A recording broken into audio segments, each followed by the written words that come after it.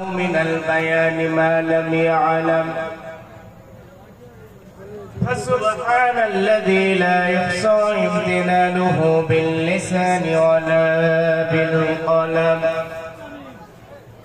نشهد أن لا إله إلا الله وحده لا شريك له، ونشهد أن سيدنا وسندنا ومولانا محمدا عبده ورسوله الذي أرسله بالحق بشيرا ونذيرا وداعيا إلى الله تعالى بإذنه سراجا وقمرا منيرا.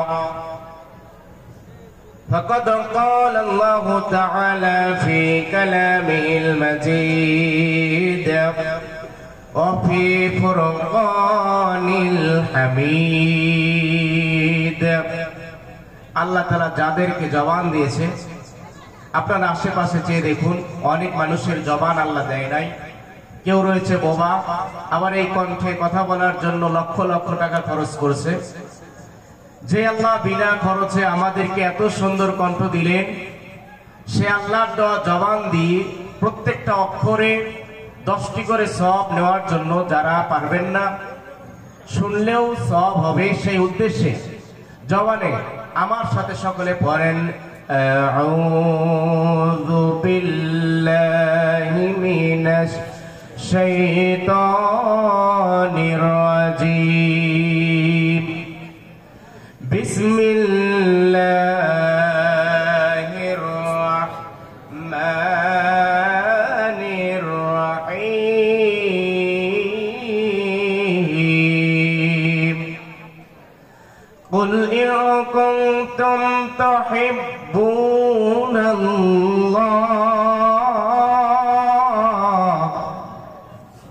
ফাত্তাবিউনি ইউহিব্বুকুমুল্লাহ ওয়া ইয়াগফির লাকুম যুনুবাকুম ওয়াল্লাহু গফুরুর রহিম। وقال رسول الله صلى الله عليه وسلم من حب لله وبغض لله وعادى لله ومنع لله فقد استكمل الإيمان.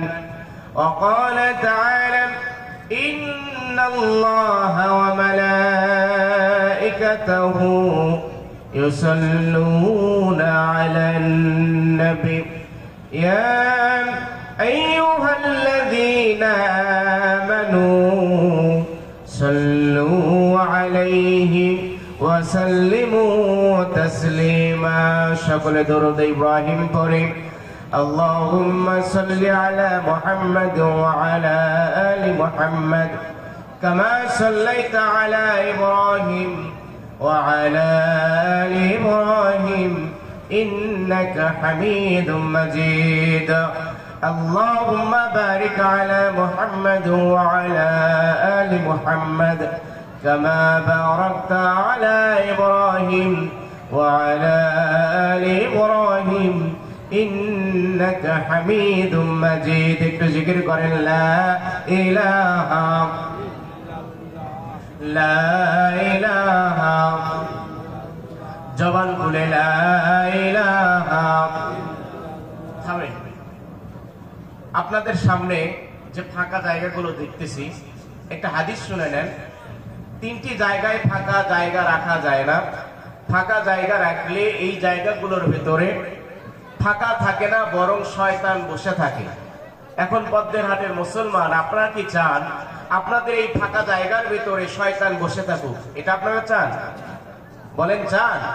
যদি না চান তাহলে কোরআনের মহব্বতে আমার দিকে চাপায় আসেন। যত কাছে চলে আসবেন, আপনি আমার দিকে নয় আলেমদের দিকে চেয়ে থাকলে সগীরা গুনাহগুলো মাফ হয়ে যাবে। বলেন সুবহানাল্লাহ। এখন আমরা জিকির করতেছি কার নামে? কথা বলতে হবে কার নামে? অনেকেই কথা বলছেন না। আমরা জিকির করছি আল্লাহর নামে। বাংলাদেশে বিভিন্ন ধরনের জিকির পাওয়া যায়, আমি কি দুই একটা বলবো। আমাদের দেশে বিভিন্ন ধরনের জিকির পাওয়া যায়। ফতে বাবা, কেল্লা বাবা, শালি বাবা, মিরালি বাবা, ইন্দুর বাবা, বিদাই বাবা, কত ধরনের যে জিকির রয়েছে তারা এইসব বলে। আর বলে আখাউড়া কোলের মাঝে আমার বাবা রাস্তানাম, সেইখানে জিকির করে মাওলানা। পানি গড়গড়ায়া পড়তাছে, বাবা আমায় ডাকতাছে, আইরে বুকের মালিক বুকে আই। বুকের ভেতর আছে প্রাণ, তার ভেতরে মেশিন গান, অন্ধ বাবা আমায় পাগল কইরাছে। আমি বাংলাদেশের সিলেট জেলা নামক একটা জেলার ভিতরে গিয়েছি। এখানে মাহফিল করে, জলসা প্রোগ্রাম করে বাড়ির পথে ফেরার পথে আখাউড়া একটা জায়গা রয়েছে। এই জায়গায় নেমে আমরা দেখলাম ফজরের নামাজ পড়ার জন্য দেখলাম কিছু মানুষেরা পানি খাচ্ছে। তো আমি তাদেরকে জিজ্ঞাসা করলাম এই পানি খাওয়ার ফল কি? বলছে যে নামে খাবে, যার সন্তান হয় না সেই নামে খেলে তাকে সন্তান দিয়ে দিবে। কে দিবে? বলে আমাদের বাবা গোসল করেছে। তা আমি বললাম আচ্ছা, তোমাদের বাবা যখন গোসল করলো তখন আমাদের গোপন বিষয়, গোপন অঙ্গ প্রত্যঙ্গ আছে না নাই? তো এইসব খুলে রেখে করলো নাকি সেই সব সহকারে করলো? ওরা বলছে বাবার নামে এইভাবে বলবেন না। এইরকম জিকির আমাদের দেশে হয়। এখন বলেন আমরা জিকির করতেছি কার? জোরে বলেন কার? আবার আমাদের দেশে বিভিন্ন ধরনের আছে। কিরামান কাতিবিন, রোজ হাশরের দিন আল্লাহর কাছে যদি করে অভিযোগ, আমি বলবো দুনিয়ায় ছিলাম অমুক বাবার লোক। বলেন নাউজুবিল্লাহ। মানে কিরামান কাতিবিন আমাদের ফেরেশতা আছে না নাই? এই মৃত্যুর পরে যদি আমাদেরকে সওয়াল করার জন্য সম্মানিত ইনারা আসে, ওরা বলবে দুনিয়ায় অমুক নেতার লোক ছিলাম। বলবেন না নাউজুবিল্লাহ? এখন বলেন আমরা জিকির করতেছি কার? জোরে বলেন কার? আল্লাহ রাব্বুল আলামিন বলেন ফাযকুরুনি আযকুরুকুম ওয়াশকুরুলি ওয়ালা তাকফুরুন। বলেন না আল্লাহু আকবার? আল্লাহু আকবার ধ্বনি দিলে কষ্ট হবে আমাদের? নবীর হাদিস শুনে নবী কি বলেছেন? আল্লাহু আকবার ধ্বনি দিলে শয়তান যদি থাকে 144 জারি করে পালিয়ে যেতে বাধ্য হয়। বলেন আল্লাহু আকবার। শুধু তাই নয়, যাতে হার্টের সমস্যা হয়, এই হার্টের সমস্যা ভালো করার জন্য যারা আল্লাহর নামে তাকবীর দেবে হার্টের প্রবলেম গুলো ভালো হয়ে যাবে। বলেন আল্লাহু আকবার। এই জন্য যে আল্লাহু আকবার ধ্বনির মাধ্যমে বদরের প্রান্তরে 313 জন মর্দে মুজাহিদ ইসলামের বিজয় আনলেন, যে আল্লাহু আকবার ধ্বনির মাধ্যমে কারবালার ময়দানে হুসাইন রাদিয়াল্লাহু তাআলা আনহু ইসলামের বিজয় আনলেন, সেই আল্লাহর নামে তাকবীর দেওয়া আছে না নাই? একটু বলেন তো দেখি। লিল্লাহে তাকবীর, নারায়ে তাকবীর। আল কোরআনের আলম, আল হাদিসের আলম, নারায়ে তাকবীর। এখন সমস্যার জিকির করা যাবে তো? এখন বলেন লা ইলাহা লা ইলাহা। আল্লাহ নামের জিকির করবে যারা, আল্লাহর কাছে প্রিয় তারা, আল্লাহর কাছে প্রিয় যারা, জান্নাতে প্রবেশ করবে তারা। জোরে লা ইলাহা লা ইলাহা লা ইলাহা লা ইলাহা ইল্লাল্লাহু মুহাম্মাদুর রাসূলুল্লাহ। সকলে বলি সাল্লাল্লাহু। তুমি আসমানে থাকো প্রভু, আমি জমিনে, তবু তোমারি প্রেম জপে হৃদয় গহীনে। আমি তোমারি গোলাম গো, অন্য কারো নয়। বলেন তো আমরা গোলাম কার? আল্লাহর নামটা নিলে কষ্ট হবে। এখনো অনেকের জবান খোলে নাই। বলেন আমাদের জবান দেওয়ার মালিক কে? তোমারি গোলাম গো, অন্য কারো নয়। কঠিন দিনে, হাসরের দিনে, তুমি তুমি থেকো মহিময়। কত শত ফুল মাফ করে দাও, কত শত ফুল মাফ করে দাও, জানা কি অজানাই আমি তোমারই গোলাম গো, অন্য কারো নয়। আলিমুল গায়ব তুমি, মালিক রব্বানা। সবাই বলেন আল্লাহু আল্লাহু আল্লাহু আল্লাহ, আল্লাহু আল্লাহু আল্লাহু আল্লাহ। তোমার রহম ছাড়া বাঁচা বড় দায়, প্রতিদিনে প্রতিক্ষণে জোরে রাখো গো আমায়। জান্নাতি ফুল দিও গো আমায়, আগুনে ঠেলে দিও না, আমি তোমারই গোলাম গো, অন্য কারো না। আলিমুল গায়ব তুমি, মালিক রব্বানা। সবাই বলেন আল্লাহু আল্লাহু আল্লাহু আল্লাহ, আল্লাহু আল্লাহু আল্লাহু আল্লাহ। আলহামদুলিল্লাহ, পৃথিবীর মানচিত্রে অন্যতম একটি স্বাধীন সার্বভৌমত্র জন্মভূমি, বাংলাদেশের পার্শ্ববর্তী দেশ ইন্ডিয়ার অন্তর্গত আজকের এই দক্ষিণ বারাসাত পদ্মের হাটে একদিন ব্যাপী কোরআনের জলসায়, কোরআনের মাহফিলে আসতে পেরে, বসতে পেরে খুশি না বেজার? কথা বলতে হবে আমার সাথে, বাংলাদেশের বক্তাদের সঙ্গে একটু কথা বলতে হবে। বলেন খুশি না বেজার? আমরা যারা খুশি হয়েছি হাতটা তুলে দেখান দেখি। আলহামদুলিল্লাহ, হাত নামান। এবার হাত তুলুন দেখি কারা কারা বেজার। এই যে দুই একজন হাত তুলছেন, না বুঝে হাত তুলেছেন, তাই না? আমার কথা কি আপনারা বুঝতেছেন? কথা বলেন, বুঝতেছেন? আমরা শুকরিয়া আদায় করব কার? আল্লাহ রাব্বুল আলামিন বলছেন, কুল লাউ কানাল বাহরু মিদাদান লিকালিমাতি রাব্বি লানাফিদাল বাহরু ক্বাবলা আন তানফাদা কালিমাতু রাব্বি ওয়ালাউ জি'না বিমিথলিহি মাদাদা। আর একটু জোরে বলেন আল্লাহু আকবার, আর একটু জোরে বলেন আল্লাহু আকবার। তাফসীরে ফি জিলালিল কোরআন আল্লামা সাইয়্যিদ কুতুব রাহমাতুল্লাহ আলাইহি বলছেন, হে পৃথিবীর মানুষেরা, তোমরা যদি তাম পৃথিবীর বৃক্ষগুলো নিয়ে এসে কলম বানাও, আর সাত সমুদ্রের পানিগুলো নিয়ে এসে যদি কালি বানাও, আর তা দিয়ে লিখতে শুরু করো, লিখতে লিখতে তাম পৃথিবীর বৃক্ষ পুড়ে যাবে, সাত সমুদ্রের পানিগুলো পুড়ে যাবে, তারপরে আল্লাহর নিয়ামতের শুকরিয়া আদায় করে কখনোই শেষ করতে পারবে না। বলেন সুবহানাল্লাহ। আমি আপনাদের দোয়ায় ছোট্ট মানুষ হলেও অনেকে আসার পরে দেখেছেন, মাদ্রাসার হুজুরেরা দেখেছেন, ছাত্ররা দেখেছেন, তলাবুল ইলমরা দেখেছেন, আসার পরে দেখার পরে অনেকেই ধান্দা করেছেন যে আজকের মাহফিলের অন্যান্য ওলামায়ে কেরাম যত বড়, সভাপতি যত বড়, আজকের মাহফিলের প্রধান বক্তা এতই হালকা চ্যাংরা বয়স, কি যে আলোচনা করে, এইরকম ধারণা অনেকের হয়েছে। কথা বলেন ঠিক কিনা? প্রিয় ভাইরা, উদাহরণ দেই, বিড়াল ছোট না বড়, লম্বা না খাটো, এটা দেখার বিষয় নয়, দেখতে হবে বিড়াল ইঁদুর ধরতে পারে কি পারে না। কথা বলেন ঠিক কিনা?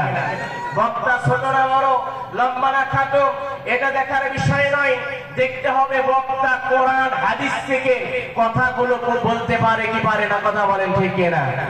আপনাদের দোয়ায় আপনাদের দেশে এটা আমার 23তম প্রোগ্রাম, আলহামদুলিল্লাহ বলেন। শুধু তাই নয়, এই যে ভাইরা আছে তাদেরকে সাজ দিবেন, লক্ষ লক্ষ মানুষ এই ইন্ডিয়ার জমিনে আমি পেয়েছি, আমার সামনে ঘন্টার পর ঘন্টা আলোচনা করেছি। এটা আমার গর্বের বিষয় নয়, শুধু তাই নয়, আল্লাহ কোরআনের আয়াত আমি ব্যাখ্যা করছি, শুনুন। আল্লাহ রাব্বুল আলামিন কেন বললেন তাম পৃথিবীর বৃক্ষগুলো নিয়ে এসে যদি কলম বানাও, আর সাত সমুদ্রের পানিগুলো নিয়ে এসে যদি কালি বানাও, এটা আমি যখন বিমানের উপরে উঠেছি, উঠতে গিয়ে যখন ওই ওই ভারত মহাসাগর পার হয়ে, যখন লোহিত মহাসাগর পার হয়ে সৌদি আরবের ভেতরে প্রবেশ করলাম, আর ওই জানালার পাশ থেকে যখন এই পানিগুলো দেখতে লাগলাম, এখানে শূন্যই ওই হজ করার সময় যখন ওই মক্কা ভূমির ভেতরে গেলাম, লক্ষ লক্ষ মানুষদেরকে দেখলাম, আমি কোন একটা মানুষের সাথে অপর একটা মানুষের মিল পাই নাই।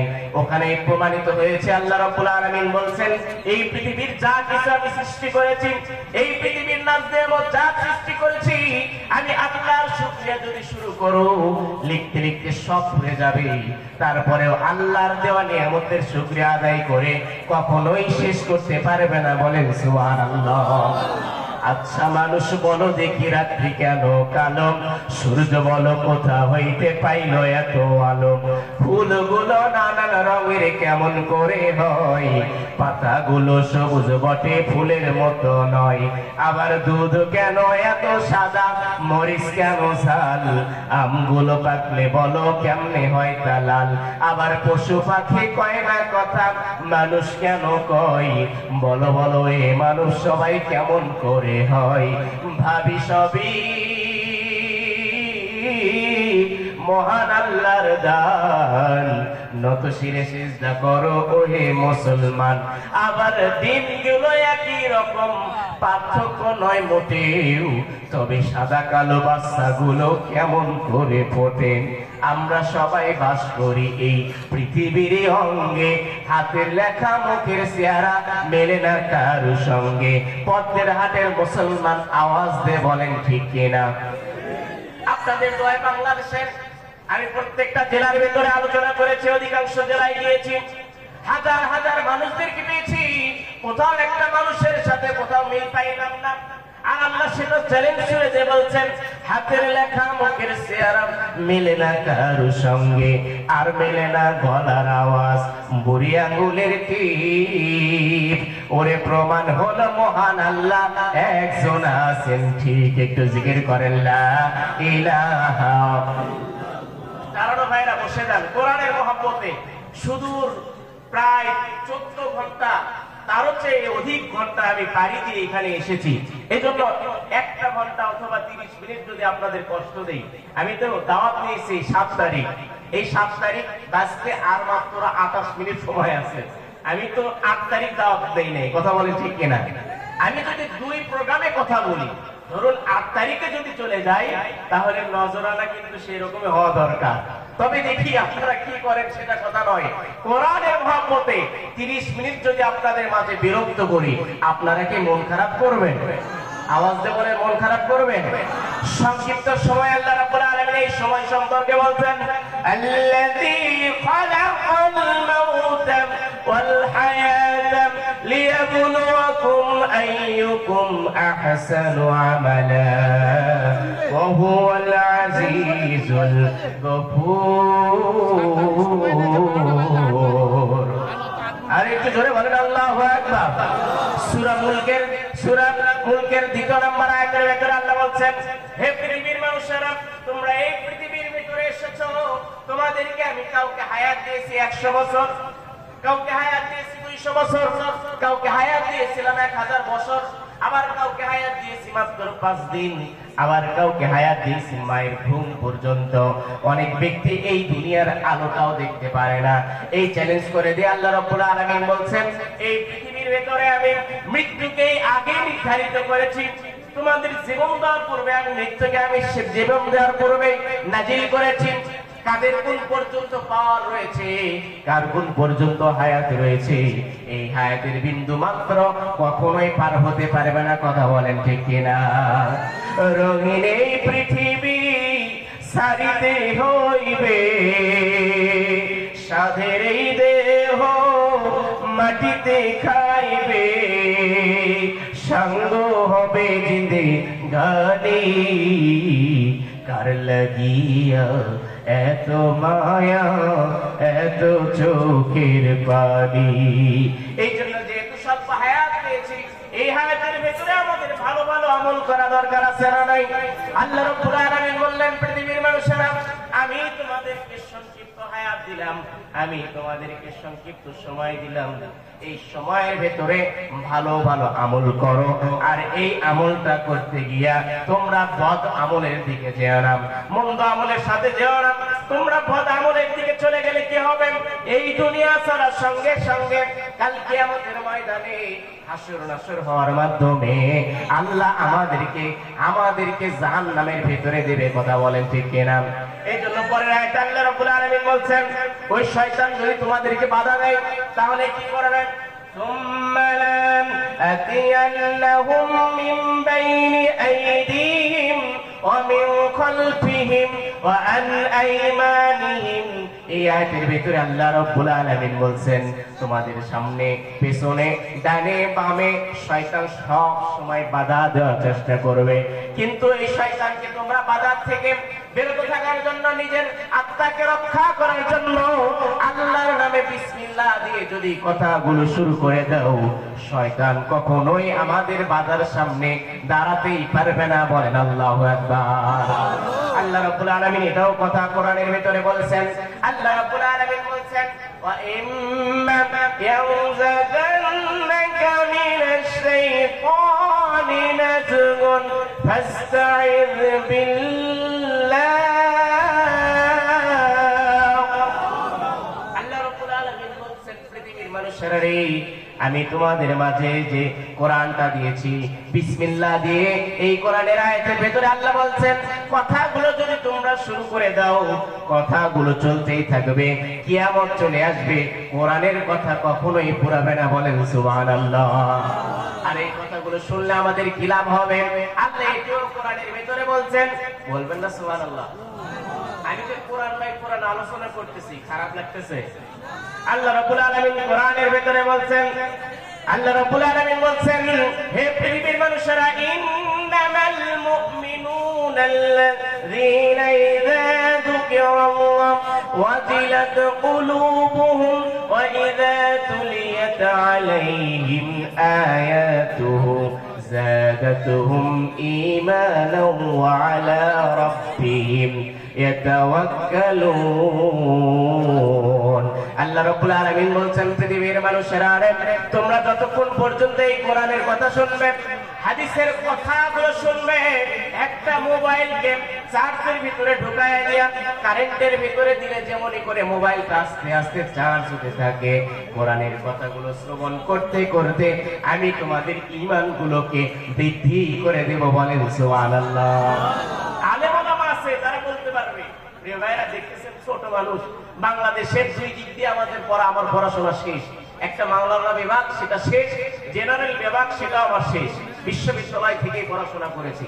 আমি গবেষণার মাধ্যমে বের করেছি, কোরআন এমন একটা মিরাকেল অফ দা হলি কোরআন, এর ভিতরে যা কিছু আছে, মানুষ যদি এটা গ্রহণ করে, রাজনৈতিক জীবন, অর্থনৈতিক জীবন, সামাজিক জীবন, পারিবারিক জীবন, সব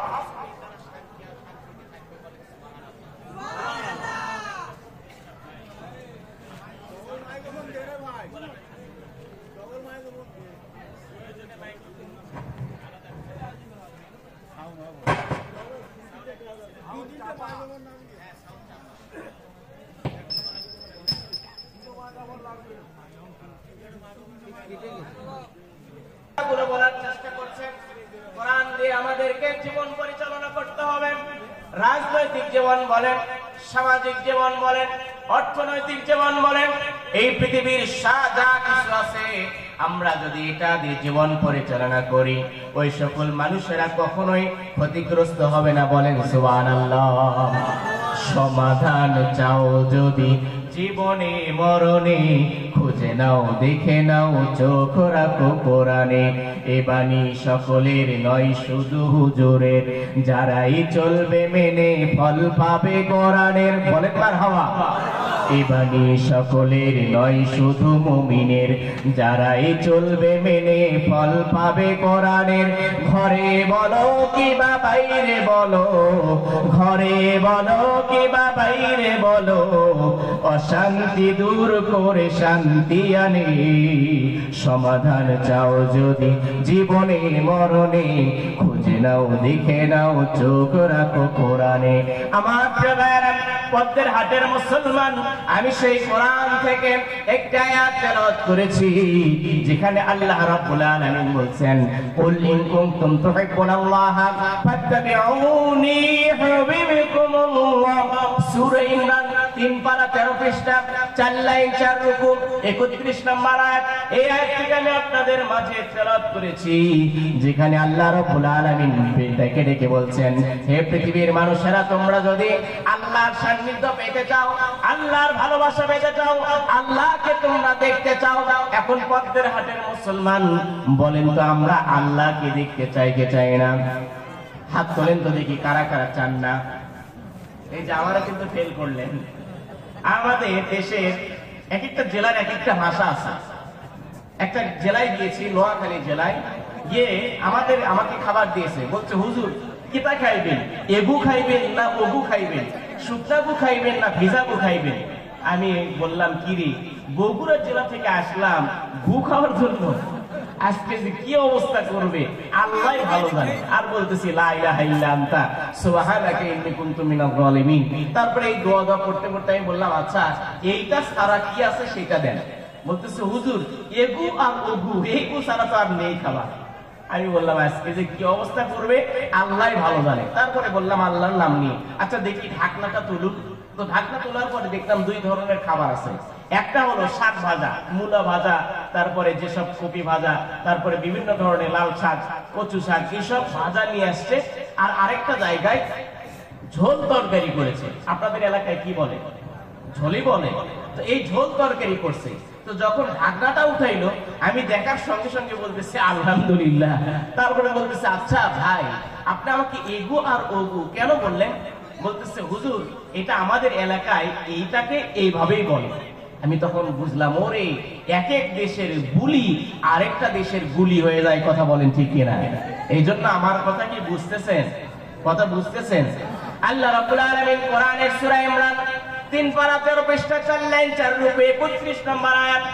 এখান থেকে আল্লাহ রাব্বুল আলামিন বলছেন, হে পৃথিবীর মানুষেরা, তোমরা যদি আল্লাহকে দেখতে চাও, আল্লাহর ভালোবাসা পেতে চাও, আল্লাহর সান্নিধ্য অর্জন করতে চাও, তবে আমি যে রাসূল দিয়েছি এই রাসূলকে তোমরা ইত্তেবা করো, এই রাসূলের তোমরা অনুসরণ করো। আমরা যদি সেই রাসূলের অনুসরণ করি তাহলে কি হবে? আল্লাহ রাব্বুল আলামিন কোরআনের ভিতরে সুন্দর করে বলছেন, ওই সকল মানুষদেরকে আমি আল্লাহ তাআলা নগদ পুরস্কার দেব 2টা। জোরে বলেন কয়টা? নগদ পুরস্কার দেব 2টা। 1 নাম্বার বলছেন ইউহিব্বুকুমুল্লাহ। আল্লাহ রাব্বুল আলামিন বলছেন ওই সকল মানুষদেরকে আমি আল্লাহ তাআলা ভালোবাসবো। বলেন সুবহানাল্লাহ। আর 2 নাম্বার পুরস্কার কি আল্লাহ রাব্বুল আলামিন বলছেন ইয়াগফির লাকুম যুনুবাকুম। ওই সকল মানুষের যদি গুনাহ থেকে থাকে আমি আল্লাহ সেই গুনাহগুলোকে maaf করে দেব। বলেন সুবহানাল্লাহ। এখন যদি আল্লাহকে প্রশ্ন করি, আল্লাহ ওই রাসূলকে আমরা অনুসরণ কেন করব? কি এমন আছে? এই পৃথিবীর ভিতরে অসংখ্য রাসূলদেরকে আপনি প্রেরণ করেছিলেন, কিন্তু এই শেষ নবীর ভিতরে আপনি কি দিয়েছেন? আল্লাহ রাব্বুল আলামিনকে যদি আপনি প্রশ্ন করেন, আল্লাহ আপনি এই রাসূলের ভিতরে কি দিয়েছেন? আল্লাহ রাব্বুল আলামিন কোরআনের ভিতরে বলছেন এই রাসূলের ভিতরে স্পেশাল যে 3টা গুণ দিয়েছি এই গুণ এই পৃথিবীর কাউকে দেই নাই। বলেন সুবহানাল্লাহ। তাহলে স্পেশাল গুণ কয়টা? জোরে বলেন কয়টা? 1 নম্বর গুণ কি? 1 নম্বর গুণ সম্পর্কে আল্লাহ রাব্বুল আলামিন বলছেন লাকাদ কানা লাকুম ফি রাসূলিল্লাহি উসওয়াতুন হাসানাহ। বলেন আল্লাহু আকবার। সূরা আযাব 21 নম্বর পারা 19 নম্বর লাইন 21 নম্বর আয়াত। তাফসীরে মারিফুল কোরআন। এখানে আল্লাহ রাব্বুল আলামিন বলছেন, অসংখ্য আলেম ওলামা রয়েছে, হাফেজ সাহেবরা রয়েছে, তারা বলতে পারবে আল্লাহ রাব্বুল আলামিন বলছেন এই রাসূলের ভিতরে এমন আদর্শ দিয়েছি যে আদর্শ এই পৃথিবীর কাউকে দেই নাই। বলেন আল্লাহু আকবার। কেমন আদর্শ দিয়েছেন? কেমন আদর্শে অনুপ্রাণিত হয়েছিলেন?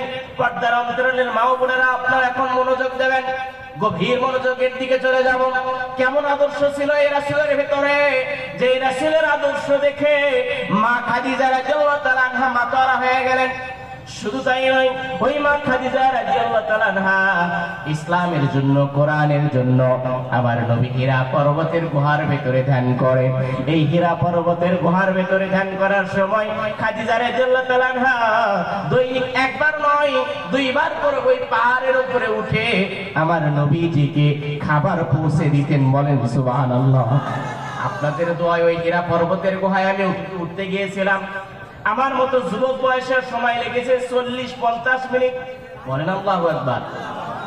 একবার উঠতে গিয়ে আমার গলার ভেতরে পানি আর নাই, পানি শুকে। যারা হাজী সাহেব আছে তারা বলতে পারবে এই পানি তৃষ্ণাকার্ত হয়ে আমি মনে হয় মারা যাব। 5 রিয়াল 6 রিয়াল করে সেখানে পানি ক্রয় করে আমি সেই পানিটা খেয়ে নিলাম। আর ভাবতে লাগলাম এই কোরআনের জন্য, আমার নবীর জন্য, আর আমাদের উম্মতদের জন্য, উত্তরসূরি মুসলমানদের জন্য, এই কোরআনের জন্য মা খাদিজা রাদিয়াল্লাহু তাআলা আনহা এখানে দৈনিক 2 বেলা খাবার পৌঁছে দিতেন। একদিন ওই নবীজিকে খাবার পৌঁছাতে গিয়া মা খাদিজা রাদিয়াল্লাহু তাআলা আনহা তিনি পিছলে পড়ে গেলেন। পাথরের আঘাত খেয়ে নিজের পায়ের সঙ্গে পাথরের আঘাত লেগে ওই পা থেকে ঝরঝর করে রক্ত পড়তে লাগলো। খাদিজা রাদিয়াল্লাহু তাআলা আনহা ওই রক্ত পায়, তারপরে ওই পাহাড়ের উপরে উঠলেন। রাসূল সাল্লাল্লাহু আলাইহি সাল্লাম এই রক্তটা দেখে তিনি রাসূল কান্নায় রত হয়ে গেলেন। এক পর্যায়ে রাসূল বললেন, ও খাদিজা, তুমি ইসলামের জন্য ধন দিয়েছো, দৌলত দিয়েছো, সব দিয়েছো, তোমার জীবন বিলিয়ে দিয়েছো, তোমার অর্থ সম্পদ যা ছিল সব কিছু তুমি দিয়েছো, এই কোরআনের জন্য তুমি দিয়েছো। খাদিজা, আমি বলে দিলাম ও খাদিজা, তুমি হবে জান্নাতি মহিলা। বলেন সুবহানাল্লাহ। কেমন আদর্শ ছিল যে রাসূলের আদর্শ অনুপ্রাণিত হয়ে অসংখ্য সাহাবীরা পর্যন্ত মাতোয়ারা হয়েছে। এদের মধ্যে অন্যতম একজনের নাম ছিল মুসআব রাদিয়াল্লাহু তাআলা আনহু। এই মুসআব ইবনে উমাইর রাদিয়াল্লাহু তাআলা আনহু, সহিহ বুখারী শরীফের হাদিস। মুসআব ইবনে উমাইর রাদিয়াল্লাহু তাআলা আনহু তিনি এত বেশি ধনাঢ্য পরিবারের ছিলেন, গায়ে যদি একটা জামা পরতেন এই জামাটা প্রায় 200 দিরহাম দিয়ে ক্রয় করতেন। ওই বাজারের ভিতরে সবচেয়ে বেশি দাম দিয়ে এই মুসআব ইবনে উমাইর রাদিয়াল্লাহু তাআলা আনহু তিনি এই জামাগুলো ক্রয় করে তিনি জামা পরতেন। শুধু তাই নয়, তিনি যদি সুগন্ধি ব্যবহার করতেন সবচেয়ে বেশি আতরওয়ালা, সবচেয়ে বেশি দামিওয়ালা এই দামি আতরটা তিনি ব্যবহার করতেন। তিনি যে রাস্তা দিয়ে যেতেন হাইটা হাইটা, ওই রাস্তা দিয়ে প্রত্যেকটা মানুষেরা সেই সুঘ্রাণ পাইত। এক পর্যায়ে আমার নবীর কাছে ওই মুসআব রাদিয়াল্লাহু তাআলা আনহু এসলেন। এসে ওই সুন্দর হাতে তিনি হাত দিলেন আর নবীজিকে বললেন, নবীজি আপনি আমাকে কালেমা পড়ায় দেন। নবী বললেন, হে মুসআব, তুমি এত ধনাঢ্য পরিবারের সন্তান, তুমি যদি ইসলামের দিকে চলে আসো, তুমি যদি কোরআনের মাদ্রাসায় চলে আসো, তুমি যদি কোরআনের দিকে চলে আসো, তাহলে হয়তো তোমাকে ঘর ছাড়া হওয়া লাগতে পারে, হয়তো রাত 3টার দিকে তোমাকে উঠে কোরআন পড়া লাগে। আছে না নাই? এই মাদ্রাসায় দেখেন, মাদ্রাসা একটা তলাবুল ইলমে নবীর মাদ্রাসা। এই মাদ্রাসায় যে সব ছাত্ররা পড়ে তারা জানে আমি মাদ্রাসায় পড়েছি। রাত, গভীর রাত, এই শীতের ভেতরে 3টার দিকে, তারপরে ফজরের আগে আগে 4টার দিকে তাদের জাগ্রত হতে হয়। কেন? এই কোরআনটা মুখস্থ করতে হবে। বলবেন না সুবহানাল্লাহ? পৃথিবীর ভেতরে যত গ্রন্থ বলেন, ত্রিপিটক, বাইবেল, মহাভারত যা কিছু আছে, এগুলোর হাফেজ গুনে গুনে কম পাওয়া যায়। কথা বলেন ঠিক কিনা? কিন্তু তামাম পৃথিবীর ভিতরে কোরআনের হাফেজ আছে না নাই? জোরে বলেন আছে না নাই? যদি আগুন লেগে ধ্বংস হয়ে যায়, ধ্বংস হয়ে যায়, যদি আগুন লেগে ধ্বংস হয় পৃথিবীর সব বইয়ের দোকান, তবে বিশ্ব থেকে হারাবে না পবিত্র কোরআন। বলবেন না আল্লাহু আকবার? করবে কেমন করে কোরআন ধ্বংস? আগুনের হতেজ।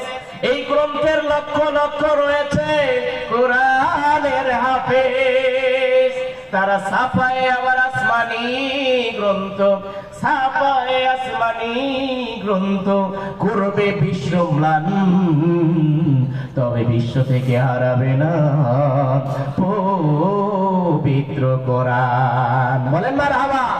এই যে কোরআনের ছাত্ররা যারা দাঁড়িয়ে আছো, কোরআনের মহব্বতে তোমরা এখানে বসে যাবে। তার কারণ যারা দাঁড়িয়ে আছে এরা কোরআনের সাথে বেয়াদবি করতেছে। কথা বলেন ঠিক কিনা? আধা ঘন্টা 30 মিনিট আমি তোমাদের মাঝে বিদায় নিয়ে চলে যাব। আমার প্রিয় ভাইয়েরা, মন খারাপ করছেন? নবীজির প্রেমে আদর্শে মাতোয়ারা হলেন। ওই মুসআব রাদিয়াল্লাহু আনহু বললেন, তুমি যদি ঈমান আনো, তুমি যদি ইসলামটা গ্রহণ করো, তোমার উপরে স্ট্রিম রোলার চলে আসতে পারে, ঘর ছাড়া হওয়া লাগতে পারে, বাড়ি ছাড়া হওয়া লাগতে পারে। এমনকি তার মায়ের কাছে গিয়ে বললেন, ওই মা বললেন, তুমি আমাদের একটা মাত্র সন্তান, আর তুমি নবীর হাতে হাত রেখে কালেমা পড়তে চাও, এটা তোমার বাবা গ্রহণ করবে না, হয়তো তোমাকে ঘর ছাড়া হওয়া লাগতে পারে। ওই মুসআব তারপরেও নবীর প্রেমে মাতোয়ারা হয়ে, নবীর আদর্শে অনুপ্রাণিত হয়ে তিনি ঘর থেকে বেরিয়ে পড়লেন। এক পর্যায়ে কাফেররা চতুর্দিকে ষড়যন্ত্র করতে লাগলো, এই ডালপালা যারা আছে তাদেরকে আউট করে দিতে হবে। এই আউট করার জন্য মুসআব রাদিয়াল্লাহু তাআলা আনহুর পেছনে নিলেন। নবীজি ওই মুসআবকে বললেন, হে মুসআব ইবনে উমাইর, তুমি আর মক্কায় থাকবে না, তুমি চলে যাও মদিনায়। ওই মদিনায় মুসআব চলে গেলেন। শুধু তাই নয়, ওই মুসআব নবীর আগে ওখানে পৌঁছে গিয়ে মদিনায় 1 নয় 2 নয় 150 জন মুসলমান তিনি নবনিবদ্ধে এই কালেমা পড়াইলেন। বলেন আল্লাহু আকবার। শুধু তাই নয়, মুসলমান কবির মনোযোগ দেবেন। রাসূল সাল্লাল্লাহু আলাইহি ওয়াসাল্লাম মদিনায় চলে গেলেন। এক পর্যায়ে মদিনায় যাওয়ার পরও কাফেরদের ষড়যন্ত্র বন্ধ নাই। মক্কা থেকে তারা মদিনার দিকে রওনা দিলেন। বদরের প্রান্তরে যুদ্ধ হলো, মুসলমানরা বিজয় লাভ করলো। উহুদের ময়দান আবার শুরু হয়ে যাবে। এক পর্যায়ে উহুদের ময়দানে কাকি নেতৃত্বের পতাকা, বিজয়ের পতাকা, কালেমা খচিত লা ইলাহা ইল্লাল্লাহ, এই পতাকাটা কার হাতে দেওয়া যায়? খুঁজে খুঁজে দেখলেন এই মুসআব, যিনি ঘর ছেড়েছেন, যিনি পরিবার ছেড়েছেন, যিনি দেশ ছেড়েছেন, যিনি মদিনায় এসে এত মানুষদেরকে মুসলমান করেছে, এর চাইতে আর অন্য কেউ সুন্দর হতে পারে না। এই কালেমা খচিত পতাকা ওই মুসআবের হাতে নবী নিজেই তুলে দিলেন। বলেন সুবহানাল্লাহ। যুদ্ধ শুরু হয়ে গেল। গভীর মনোযোগ, সংক্ষিপ্ত আকারে বলছি। যুদ্ধ শুরু হয়ে গেল। এক পর্যায়ে মুসলমানরা ওই উহুদের ময়দানে নবীর আদেশ না মানার কারণে যুদ্ধে জয়লাভ করতে পারলেন না। ওই উহুদের ময়দানে আমি গিয়েছিলাম আপনাদের দোয়ায়, এখনো পর্যন্ত সেখানে রক্তের লাল ওই পাহাড়টা দেখা যায়। আমি ওখানে গিয়ে আমার মনে হয়েছে আমাদের মুসলমানদের জন্য নবী এখানে দান শহীদ করেছে। শুধু তাই নয়, এই মুসআব ইবনে উমাইর রাদিয়াল্লাহু তাআলা আনহুকে কাফেররা এসে নিজের শরীরের ভেতরে তলোয়ারটা চাপিয়ে দিলেন। এক পর্যায়ে শুধু এখানেই ক্ষান্ত নয়, এই তলোয়ারটা দিয়ে ডান হাতটা তারা জমিনের উপরে ফেলে দিল। বাঁ হাতে তিনি কালেমার পতাকা নিলেন, বাম হাতেও আঘাত করলেন, বাম হাতটাও জমিনের উপরে পড়ে গেল। এক পর্যায়ে ওই কালেমা খচিত পতাকা এই জমিনের উপরে পড়ে গেল। ওই মুসআব নিজের বুকের সঙ্গে ওই কালেমার পতাকাটা জড়ানোর চেষ্টা করলেন, তারপরেও তারা সহ্য করতে পারল না। মুসআব রাদিয়াল্লাহু তাআলা আনহুকে শহীদ করে দিলেন। শুধু তাই নয়, মুসলমান যখন এদিক বিদিক মুসলমানরা শহীদ হয়ে পড়ে আছে, রাসূল শহীদদেরকে খুঁজতে লাগলেন। এক পর্যায়ে পতাকার সাথে জড়ানো ব্যক্তিটাকে খুঁজে বের করলেন। সাহাবীদেরকে নির্দেশ দিলেন, চলো নিয়ে আসো। এত বেশি মুসলমানরা ওই যুদ্ধে শহীদ হয়েছে, কাফনের কাপড় যাকে দিবে এই কাফনের কাপড়টাও আর বেশি নাই। বলবেন না আল্লাহু আকবার। এই কাফনের কাপড়টাও আর বেশি নাই। কিভাবে দেবেন? কাকে দেবেন? কাকে কাফন দাফনের ব্যবস্থা করবেন?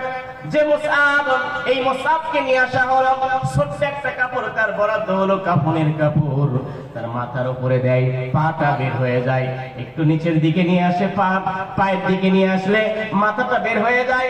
এক পর্যায়ে ওই রাসূল বললেন, দেখো, যে মুসআব 200 দিরহামের নিচে কোন কাপড় পরে না, যে মুসআব দামি দামি আতর পরে, আর আজকে দেখো সে শহীদ হয়েছে, আর কাপড়ের জন্য ছোট্ট একটা কাপড় বরাদ্দ হয়ে আছে। আমার প্রিয় মুসলমান ভাইয়েরা, দেখেন ইসলামের জন্য তারা কত বেশি ত্যাগ স্বীকার করে, আর আমার নবীর আদর্শ অনুপ্রাণিত হয়ে তারা মুসলমান হয়ে যায়। বলেন সুবহানাল্লাহ। আর আমরা কেমন মুসলমান? আমরা কেমন মুসলমান? আমরা এমন মুসলমান, নামাজ পড়ি, আমাদের জেলায় নামাজ পড়তেছি, তো সিজদায় গিয়েছি। সিজদায় যাওয়ার পরে ছোট্ট ছোট্ট বালকরা দেখবেন একটু দুষ্টমি করে। সিজদায় যাওয়ার পরে তার সামনে একটা বালক আছে, ধান্দা হলো ওর পা ধরে টান মারবে। এখন সিজদায় যাওয়ার পরে ওর পাশে আবার একটা মুরব্বি চাচা আছে। এখন এই পাটা না ধরে মুরব্বি চাচার পা ধরে মারছে টান। এখন বলেন তো, সিজদার ভিতরে যদি টান মারে শটাং সোজা হয়ে যাবে কি যাবে না? এমন সোজা হয়েছে সিজদার ভেতরেই বলছে, ইমাম সাহেব, ইমাম আপনি নামাজ থামান। কিসের নামাজ? আমার নামাজ তো নষ্ট করে দিয়েছে। ইমাম সাহেব বলছে, কিভাবে নষ্ট হইলো, কেমনে নষ্ট হইলো, আমি তো কিছুই বুঝতে পারলাম না। বলতেছে, এই যে এই ছোট্ট বালকদেরকে কে নামাজে নিয়ে আসে, এদেরকে কে নিয়ে আসে? তখন ওই ইমাম সাহেব বলতেছে, আসলে শুনুন, এই ছোট্ট ছোট্ট বাচ্চাদেরও নামাজ পড়া দরকার আছে না নাই? জোরে বলেন, আছে না নাই? আমার প্রিয় ভাইরা, গভীর মনোযোগ দেবেন। তাহলে রাসূলের প্রতি স্পেশাল গুণ কয়টা? ভুলে গেছি, কয়টা বলেন? আচ্ছা, আপনারা কি ঝিমিয়ে পড়ছেন? আচ্ছা, আপনাদের মাঝে আমি একটু পরীক্ষা করব, বিবাহিত আর অবিবাহিত আপনাদের দেশে কি ফুটবল খেলা হয়? যদিও অবিবাহিত সংখ্যা কম, যারা আসো যদি জিততে চাও কোরআনের মাহফিলে চলে আসো। আমি দুইটা তাকবীর দেখতে চাই। কোরআনের মহব্বতে প্রথমে তাকবীর দেবেন যারা অবিবাহিত আছেন, তারা তাকবীর দেবেন আল্লাহর নামে। দেখি কারা জিততে পারে। পারবেন তো ইনশাআল্লাহ? দেখি যারা অবিবাহিত আছো, রাস্তায় আছো, ঘাটে আছো, তারপরে বিল্ডিং এর উপরে হইচই করতেছো, ওই হইচই না করে কোরআনের মহব্বতে আসো। তার কারণ তারা কোরআনের মহব্বতে কোরআনের মাহফিলে আসতে চায় না। তারা ফ্রি ফায়ার, পাবজি এগুলো সব আছে না নাই? আর গোরস্থানের ভিতরে গিয়েও তারা বলে মার, গুলি মার। এরকম আপনাদের দেশে মনে হয় নাই। আমার প্রিয় ভাই, এই জন্য যুবক যারা আছো কোরআনের মহব্বতে তাকবীর দিবে, পারবে না? দেখি একটু লিল্লাহে তাকবীর, নারে তাকবীর। আল কোরআনের আলো, আল হাদিসের আলো, লিল্লাহে তাকবীর। এবার যারা বিবাহিত আছেন হাত তোলেন তো দেখি, একটু হাতটা তোলেন না একটু। লিল্লাহে তাকবীর, লিল্লাহে তাকবীর। আল কোরআনের আলো, আল হাদিসের আলো, নারে তাকবীর। আপনি একটু বলেন, বলেন তো দেখি, বিবাহিতরা না অবিবাহিতরা? বলুন না, কারা জিতেছে তাকবীরে? আপনি উনি বলছে বিবাহিত, আপনি বিবাহিত এই জন্য বললেন নাকি?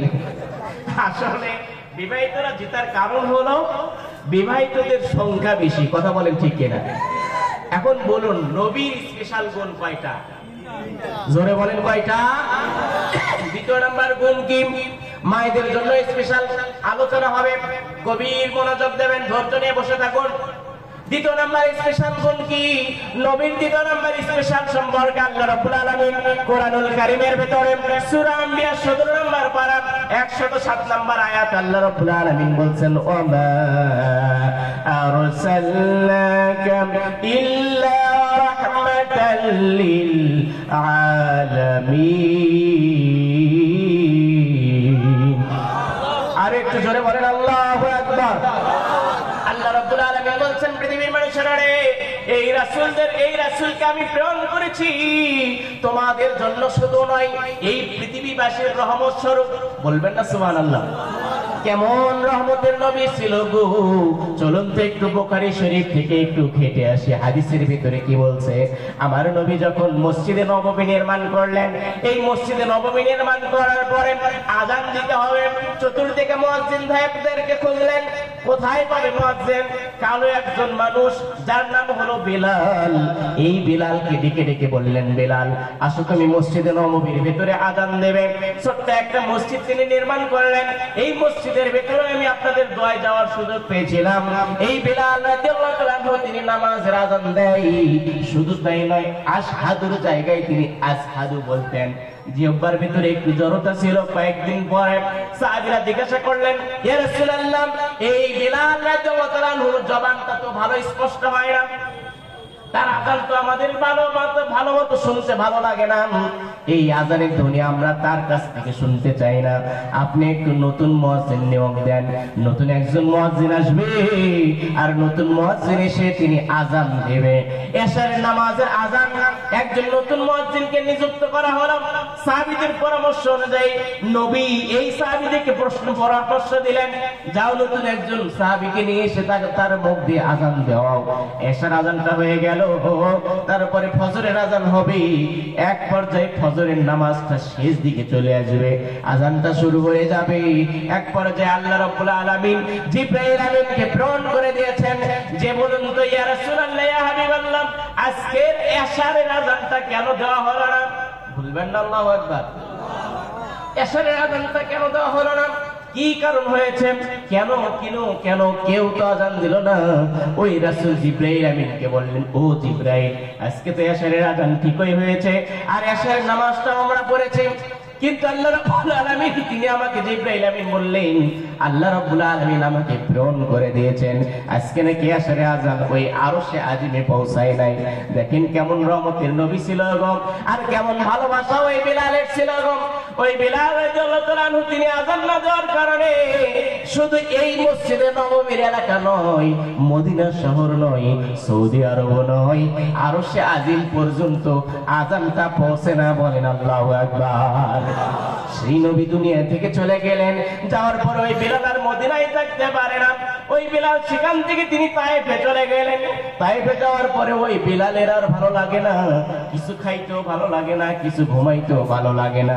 ওই বিলাল ক্ষুধার কারণে ছটফট করে, রাতে রোদর শেষ করে ঘুম হয় না, ক্লান্ত শরীর নিয়ে হঠাৎ করে তিনি ঘুমায় পড়লেন, আর স্বপ্নের ওদরে কাকে যেন দেখে, বিলাল, ও বিলাল, তোমাকে আমি মদিনার ভিতরে কেন মধুর আজানের ধ্বনি শুনতে পাই না? বলেন আল্লাহু আকবার। স্বপ্নের ওদরে কে দেখলো কাকে? ওই বিলাল বর্ণনা করতেছে, এটা তো আর অন্য কেউ হতে পারে না রে, এটা হলো সেই নবী যে রহমতের নবী। বলেন আল্লাহু আকবার। ও প্রিয় হাবিবে, পাগলের রাখছো কেন দূরে? পাগল ছিলেন অস্কুরনি, জুব্বা দিলা তারে, আমি পাগল চাই না কিছু চাই রে তোমারে। প্রিয় হাবিব, পাগলের রাখছো কেন দূরে? বলবেন না মারহাবা। আমার প্রিয় ভাইয়েরা মুসলমান, গভীর মনোযোগ দেবেন। কেমন নবী ছিল রহমতের নবী, শুধু কি আমাদের মানুষের জন্য না। আমার নবী যখন মসজিদে নববীকে নির্মাণ করতে গেলেন, প্রথমে তিনি এইরকম সুন্দর দেওয়াল খুঁটি নেই, সিমেন্টের খুঁটিও নেই, এই সময় ওই রহমতের নবী তিনি একটা খেজুর গাছের প্রাচীর তৈরি করলেন।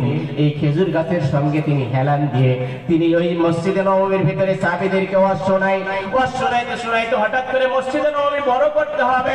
এই নববীটা বড় করতে গিয়ে নবী যখন এটার সামনে চলে গেলেন, হঠাৎ করে কান্নার আওয়াজ আসে। কোথায় থেকে এই কান্নার আওয়াজ আসে গো?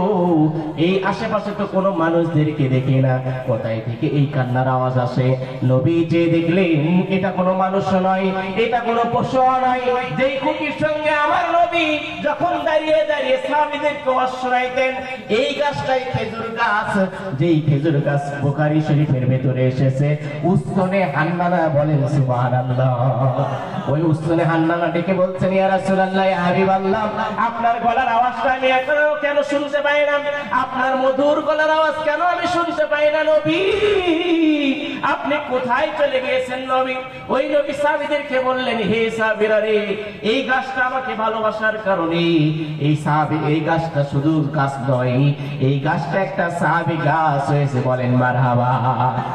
এখন বলেন, সেই নবীকে আমাদের ভালোবাসা দরকার আছে না নাই? এখন আসুন প্রিয় ভাইয়েরা, রাত তো 12টা বেজে গেছে, আলোচনা কি চলবে? চলবে। কতক্ষণ চলবে? কতক্ষণ চলবে? ফজর পর্যন্ত? এটা কি বক্তা মেরে ফেলা দেওয়া আওয়াজ নাকি? মায়েরা এখন মন খারাপ করবে, আপনাদের মাঝে আর কয়েকটা মিনিট বিরক্ত করব। পর্দার অন্তরালেও মা বোনেরা আছে না নাই? আসুন দেখে একটু শুনে আসি কি বলছে রাসূল। নবী বললেন, ও পৃথিবীর মানুষেরা, এই যে দুই একজন যারা উঠলেন, যারা এখন উঠবে, বুঝতে হবে এরা মাকে বেশি ভালোবাসে না। মায়ের বুকের উপরে পা দিয়ে তারা উঠতেছে। হাত তুলুন তো দেখি, ওয়াজ শেষ না করা পর্যন্ত যাবেন না, একটু হাত তুলুন। হাতটা তুলে দেখেন, আল্লাহকে হাত তুলে দেখান দেখি। এই হাতটা এই মুহূর্তে আল্লাহ দেখে নিচ্ছে। এখন আপনি যে হাত তুললেন, এটা আপনি ওয়াদা করলেন। এখন ওয়াদা করে যারা চলে যাবে, এরা খিয়ানত করবে, আর খিয়ানতকারী তারা যাবে জাহান্নামের ভিতরে। মায়েদের জন্য নবী বলছেন, পৃথিবীর মানুষেরা শুনে নাও, জেনে নাও, মায়েরা যদি 4টা আমল করতে পারে তাহলে তাদের জন্য জান্নাতের 8টা দরজাই খুলে যাবে। বলেন সুবহানাল্লাহ। আর একটু জোরে বলেন সুবহানাল্লাহ। লিল্লাহি তাকবীর। মায়েদের জন্য আমল কয়টা? 4টা। জোরে বলেন কয়টা? 4টা আমল যদি করতে পারে তাহলে তারা জান্নাতের 8টা দরজার ভিতরে দিয়ে যে কোনো একটা দরজা দিয়ে তারা প্রবেশ করতে পারবে। ওই নবী যখন সাহাবীদেরকে বললেন, সাহাবীরা তখন প্রশ্ন করলেন, ইয়া রাসূলুল্লাহ, ইয়া হাবিবাল্লাহ,